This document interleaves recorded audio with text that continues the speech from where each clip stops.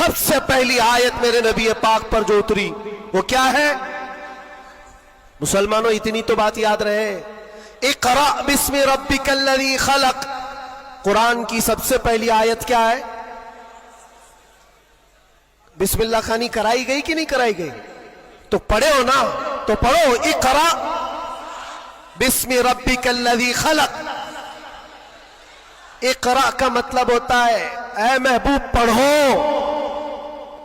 اے رسول پڑھو۔ دیکھو قرآن پاک میں بہت جگہ پر اللہ نے کل بھی کہا، کہو، لیکن جب سب سے پہلی آیت آئی تو اس میں کہا کل نہیں، اقرأ پڑھو اپنے رب کے نام سے۔ اور ایک بزرگ نے بہت اچھی بات کہی، یہ اس سے کہا جاتا ہے پڑھو۔ جبرائیل امین آئے حضور پاک صلی اللہ علیہ وسلم سے کہنے لگے اقرأ بسم ربک الذی خلق۔ 3 بار تو حضور نے نہیں پڑھا تھا، صرف وہ اقرأ اقرأ کہہ رہے تھے۔ چوتھی بار جبرائیل نے کہا اقرأ بسم ربک الذی خلق، پڑھو اپنے اس رب کے نام سے جس نے پیدا کیا۔ نبی پاک نے پڑھا، اور اقرأ اس کو کہا جاتا ہے جو پہلے سے پڑھا ہوا ہو۔ اور نئے آدمی کو پڑھانے کے لیے کہیں گے کہو جیسے میں کہہ رہا ہوں، جیسے میں کہہ رہا ہوں ایسے کہو۔ اور بھی ایک بات جو حضور پاک صلی اللہ تعالی علیہ وسلم کے متعلق بہت ساری باتیں مستشرقین نے جو پھیلائی، وہ امی تھے۔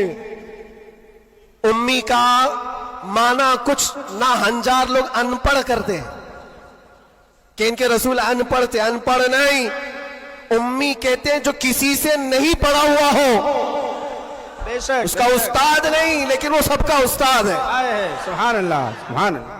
اب ایک بات تو مجھے بتاؤ، قرآن کہتا ہے الرحمن علم القرآن خلق الانسان، 3 آیتیں۔ الرحمن، رحمان اللہ رب العزت، علم القرآن اس نے قرآن سکھایا۔